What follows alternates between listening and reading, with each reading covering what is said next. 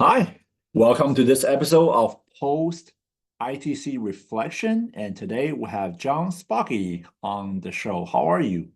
I'm doing fantastic. I'm actually still in Vegas. Wow, you are having a good time over there. I love it. We decided a lot of the conventions we go to, we decided pick up a few days after. Uh, Not normally a week, but a few days after. Yeah, it definitely take a lot out of you, being in Vegas for that many days, right? So, John, I'd love to get your first-hand perspective on this ITC event. Is this your first one?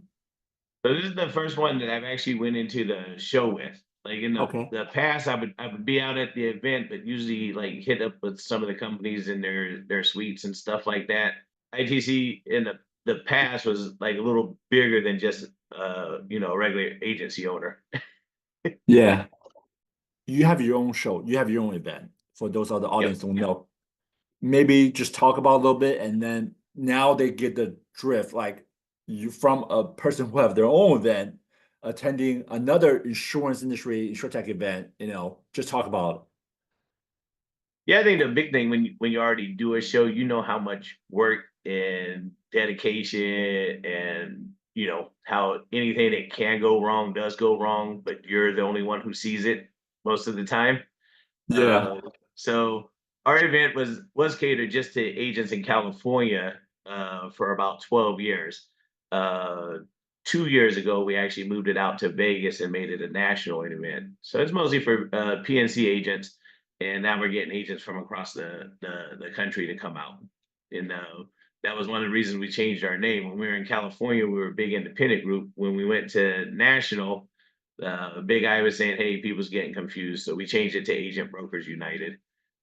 But like I said, doing the shows and being able to go into the events and kind of contrast, like ITC is just ginormous. Like it's like almost overwhelming. I'm actually really looking forward to next year because I'll know how to better manage my time at the show. Uh, and that has nothing to do with ITC. Their app and everything was amazing. Just that first year you go to that show, it's overwhelming, especially if you go to a lot of other shows. It's like no other really. you brought your own content creator coverage with you, right? Yeah. So we had people from Insure You too. We've got a good relationship with them. They came out. And then I had Ricky work in the room as well. The nice thing is my wife's in the insurance space as well. So she came out. So when have your content creators come out, you have, a couple staff members. It's actually really nice because, if you're not just traveling around in the wolf pack, you get different perspectives from everybody on how the show went. Then, Especially with such a big real estate to cover. yeah, that first day especially, I wasn't ready for it. And what I mean by that, I just wasn't ready for the size and scale of it and how to navigate around it. By the third day, I was great. I knew where to go. I knew had appointments set up. I think that's the one big thing with ITC. If you go to, definitely use the app and set appointments. It'll save you a lot, a lot of time, and you won't just be there just in awe of how big it is. You'll have appointments set up, but that's definitely a key takeaway of going to this first show. I think ITC have been super creative in creating ideas, brand recognition, engagement for their exhibitors and sponsors. For your event of California agents and working with your sponsors, your attendees, what do you think is the top three takeaway? You're like, okay, that's cool. We're gonna bring it here to our show. Yeah, you know the best thing again, as much as ITC does to bring everybody together, it's the amount of networking that they have even outside the show, and that's between like them doing sponsorships at different clubs or different venues. That's hard to create. That's I always think that's when the shows kind of strive the best, when the event coordinators put everything together, get everybody in one place, but then the people that come to the show are either doing dinners, taking their important clients out, making their own meetings, and not just a show where you go there, you get the education, and then you get, you walk through the booths. The real takeaways from most of these shows, and that's why we do multiple day shows, is what you get in the bar, the lounges. It's more than just the show, and ITC definitely created that. And if I had one of the biggest takeaways, that's what I would want. Like I said, bring everybody together one place, still put on a fantastic show. So there's content to it, there's learning from it, but really getting that where the companies that come there are doing their own thing as well. Again, that's what kind of changes a show from just being a show to being something special. And like I said, if there was anything, that's what I would like to see with our shows even more. How many crew work on your show? So when we had this show in California, we would get probably close to 100 vendors out. It was a lot of the insurance carriers, and then all the sub thing to that. When we were rocking and rolling, like we would have maybe 800 to 1,200 people out. Realistically, when we do our shows now, just with the rebranding and that, we're probably like 600. So the goal is to bring that back up and then get this thing known all over the country. So it's not just the California agents coming out. You guys cover California agent, and then now you're moving into the Arizona, Utah, Washington State, Nevada market, right?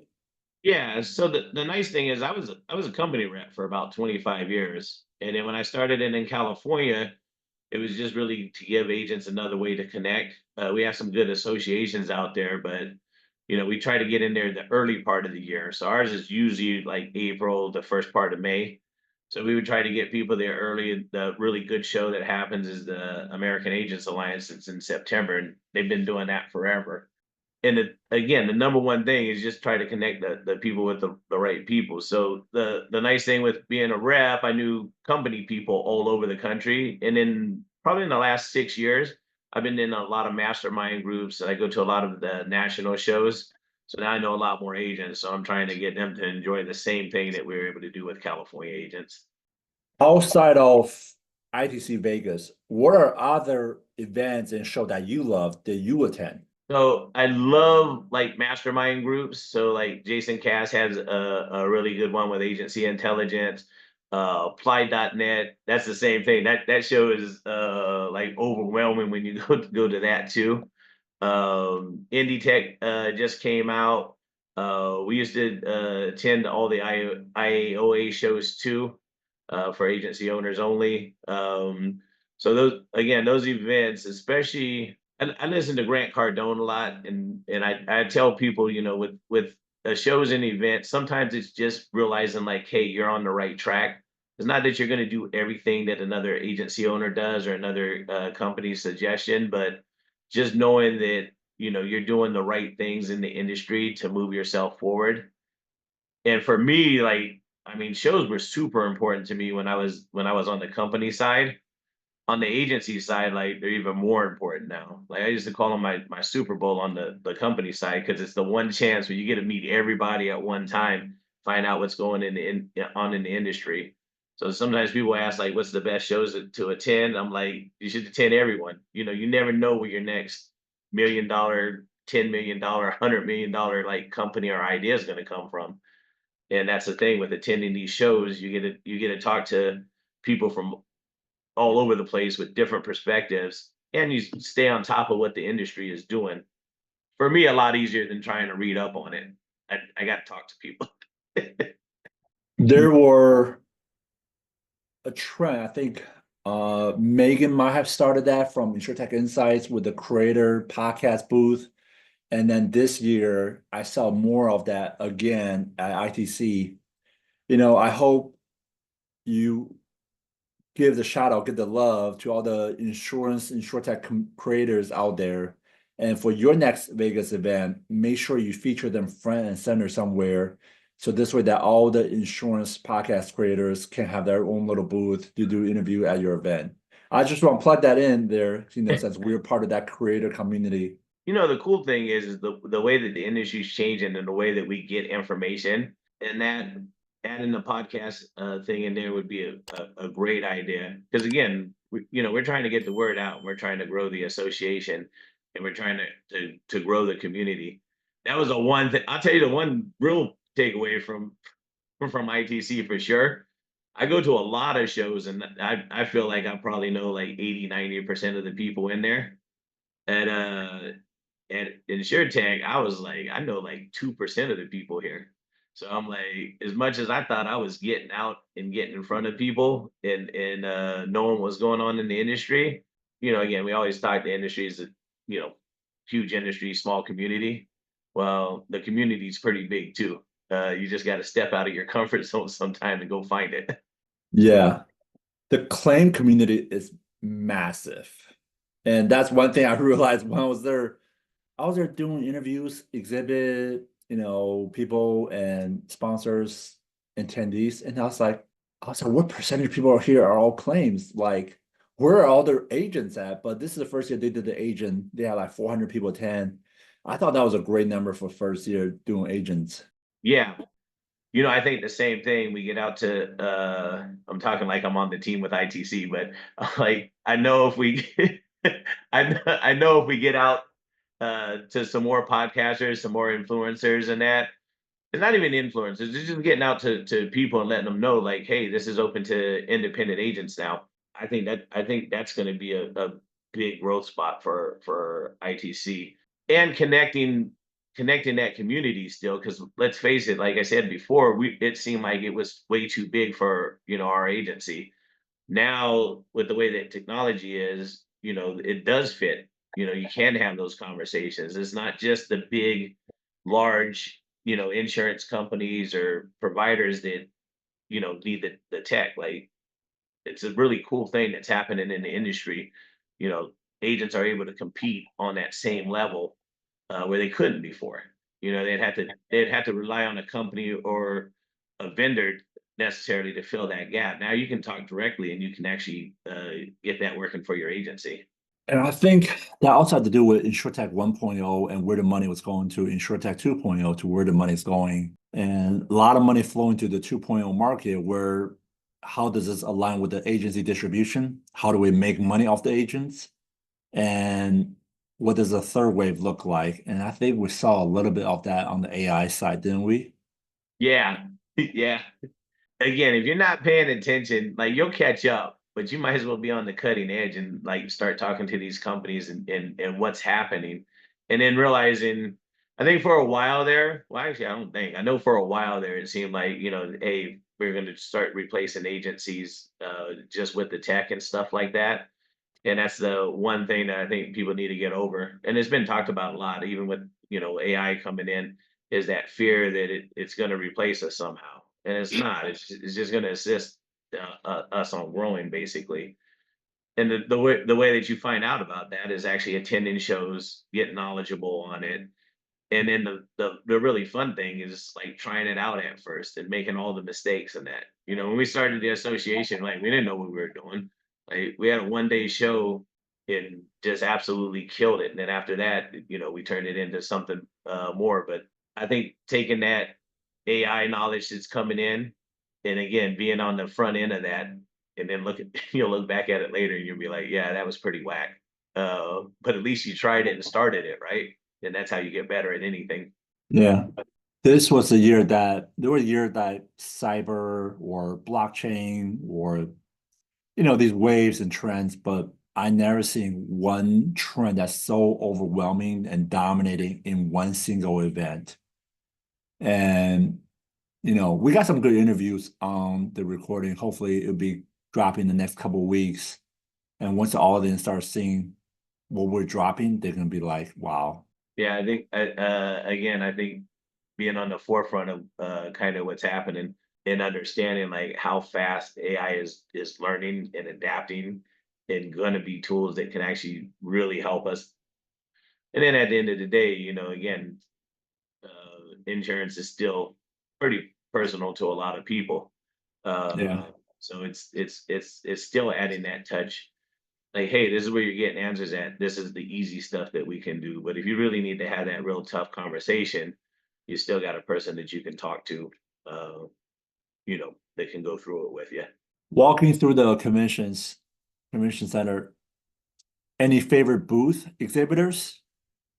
I got to be honest, and I wish I knew their name, but the motorcycle with the motorcycle driver, I don't know the name right now, but that was super impressive. And then when I first looked over at it, I didn't go all the way up to the booth. When I looked over at first, I'm like, all right, somebody bought in a Dave and Buster's video game.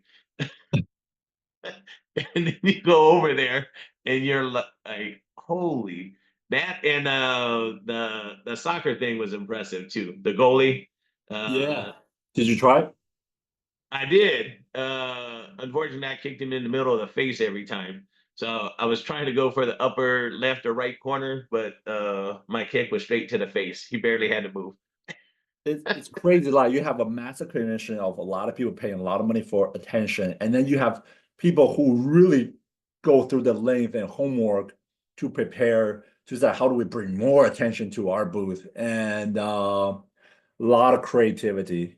Oh, The the dog park, puppy. the puppy park, the Yeah, beer garden. yeah. I have a Just personal favorite super on creative drop. on the booths. Again, you talked about like our shows. Our shows still a traditional show where we have pipe and draping and we have 10 by 10 booths. So if you want to see something really motivating, is like, all right, how do we get the spots where we have a freaking puppy farm, puppy pen? Yeah, That was cool.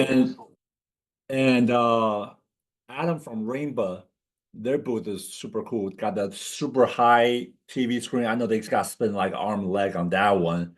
Yeah. And they had massage. They had like a crew, like dozens of massage people just doing in the chair massage like the airport. I was like, that people are gonna remember that booth, right?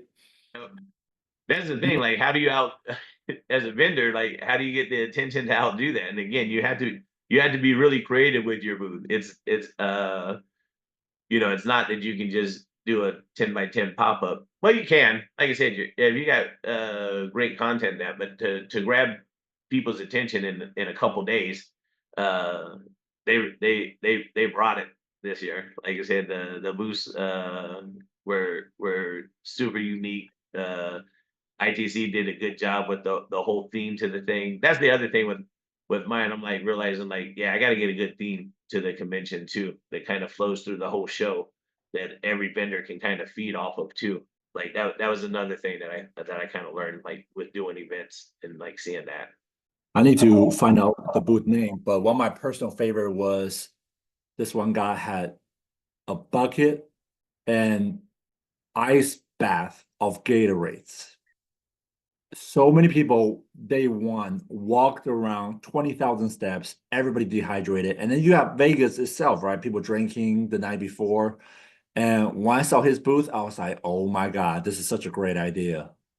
The other thing, like before we kind of wrap up on and stuff on there too, the staff from ITC was amazing. Me They and were, me and Ricky, oh, yeah. just You know what? You're the first person to give them a shout out. So thank you for that. we came there, and again, we came as agency owners, and Ricky went to put something together like with us, and I told Ricky, I said, don't put our name on it, like don't put Agent Brokers United, nothing. Like we're just there, we're gonna do something. Honestly, with the staff, we kind of told them what we were doing, and that like so welcoming. And I Yeah. wish more groups and associations were that way. A lot of times they see us as like competition and stuff like that. Like if you ask Yeah. me, I want every show to do great. Like Yeah. honestly, the better the shows they do, and if we could work together on stuff instead of acting like my show has this or that. But yeah, the staff and everything that went on, like could not be happier, and especially like I said, coming from a competing, not a competing, but coming from an association that does the same thing, like Yeah. they welcome us in like right away. And that's the thing, like anything that we can do, same thing to help get the word out, help let agents know, and even other carriers like why they need to come out, why they need to be there. Like I'm all for that. Like I said, I could not have gotten a better welcome for my first year actually, going in. That was great feedback. That was great feedback. And something I'll share with Nicole and Bill. I had Bill on my podcast on Industry Voice, and hopefully I have Nicole coming up soon. Post ITC Reflections, right? But their staff, everywhere you look, they were professional, they were super helpful, and shout out to them. This was definitely their Super Bowl, and they crushed it. Yeah. So next year, as I wrap up this episode, next year we need to plan, actually spend some time together, maybe have at least one drink, and then just celebrate, the time that we spend in the industry. Yeah, I'm like completely down with that. Like and we're definitely gonna be there next year. Like I said, I don't it's one of those shows like when you go to, I don't think we'll miss one after this. All right. Well, John, thank you for coming on, and you have a great one. Thank you.